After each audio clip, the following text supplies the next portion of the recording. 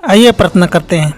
स्वर्ग और पृथ्वी की सृजनहार पिता, इस मौका के लिए धन्यवाद देते हैं कि आपके पवित्र और सत्य वचन को सीखने जा रहे हैं। हमें समझने के लिए बुद्धि दे, यीशु के नाम से मांगते हैं, आमीन। मसीह के दोस्तों, आज का विषय है यीशु और उत्सव संबंधी व्यवस्था, Jesus and the ceremonial law. हम पहला पढ़ेंगे कुलुसियों 2:14 और विधियों का वह लेख और सहायक नियम जो हमारे नाम पर और हमारे विरोध में था मिटा डाला और उसे क्रूस पर कीलों से जाड़कर सामने से हटा दिया है। रीति विधि प्रणाली ईसा मसीह उनके बलिदान और उनके पुरोहितत्व की ओर संकेत करने वाले प्रतीकों से बनी थी।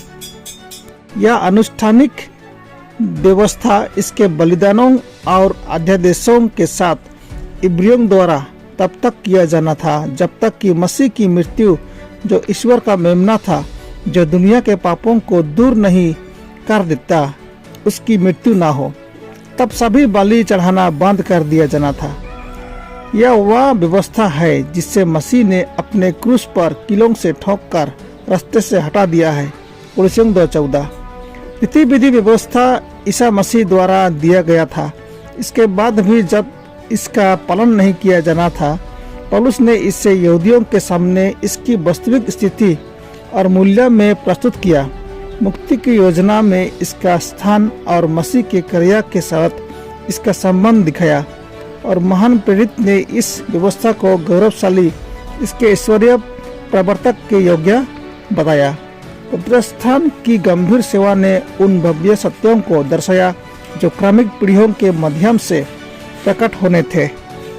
इजरायलियों के प्रार्थनाओं के साथ चढ़ता हुआ धूप का बदल उसकी धार्मिकता का प्रतिनिधित्व करता है, जो अकेले ही पापी की प्रार्थना को परमेश्वर के लिए स्वीकार्य बना सकता है।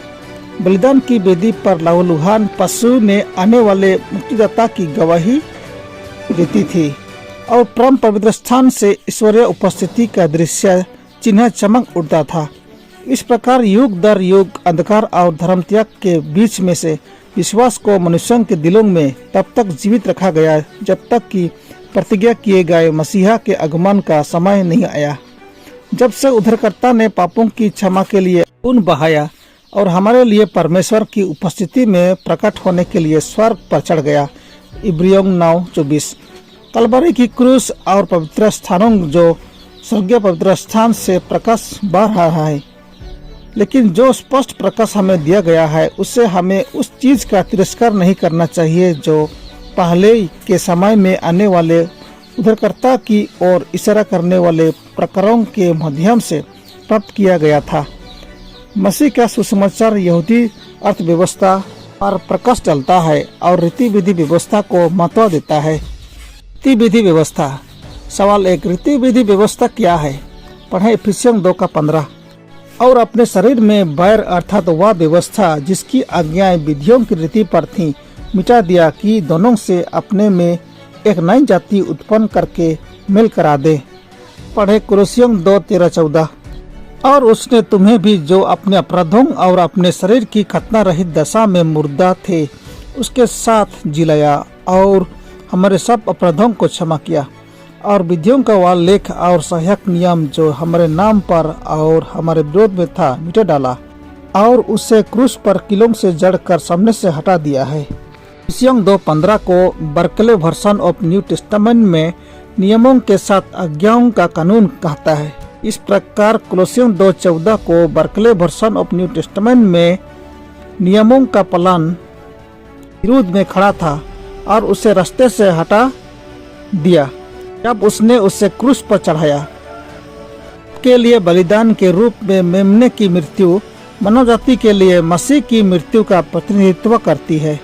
रीति विधि प्रणाली ईसा मसीह उनके बलिदान और उनके पुरोहितत्व की ओर इशारा करने वाली प्रतीकों से बनी थी। सवाल 2, रीति विधि प्रणाली कब शुरू हुई थी? उत्पत्ति 4:1-5 को पढ़ें। देखें, जब आदम अपनी पत्नी हवा के पास गया तब उसने गर्भवती होकर कैन को जन्म दिया और कहा, मैंने यहोवा की सहायता से एक पुत्र को जन्म दिया है।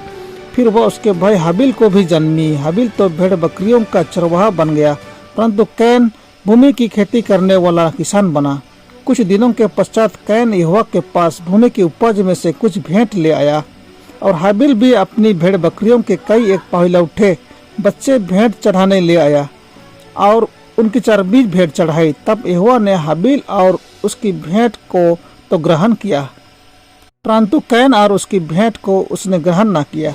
तब कैन अति क्रोधित हुआ और उसके मुंह पर उदासी छा गई। यह बलिदानों के बारे में बाइबल में किया गया पहला उल्लेख है, लेकिन यह उल्लेख ऐसे किया गया है मानो यह उन लोगों द्वारा पहले से ही ज्ञात और समझी गई बात हो जिन्हें इसमें भाग लेना था। कैन और हाबिल मनुष्य के उद्धार के लिए किए गए प्रावधान से परिचित थे और परमेश्वर द्वारा निर्धारित बलिदान की प्रणाली को समझते थे। वे जानते थे कि इन भेंटों में उन्हें उद्धारकर्ता के प्रति आस्था व्यक्त करनी थी जिसे भेंटों ने दर्शाया था, और साथ ही क्षमा के लिए उस पर अपनी पूरी निर्भरता को स्वीकार करना था। और वे जानते थे कि इस प्रकार उनके उद्धार के लिए ईश्वरीय योजना के अनुरूप वे परमेश्वर की इच्छा के प्रति अपनी आज्ञाकारिता का प्रमाण दे रहे थे। रक्त बहाए बिना पाप की क्षमा नहीं हो सकती थी और उन्हें वादा किए गए प्रायश्चित के रूप में चढ़ाकर मसीह के खून में अपना विश्वास दिखाना था। इसके अलावा पृथ्वी के पहले फल प्रस्तुत किए जाने थे, धन्यवाद भेंट के रूप में प्रभु के सामने। परमेश्वर आपको आशीष दे। फिर मिलेंगे अगली एपिसोड में।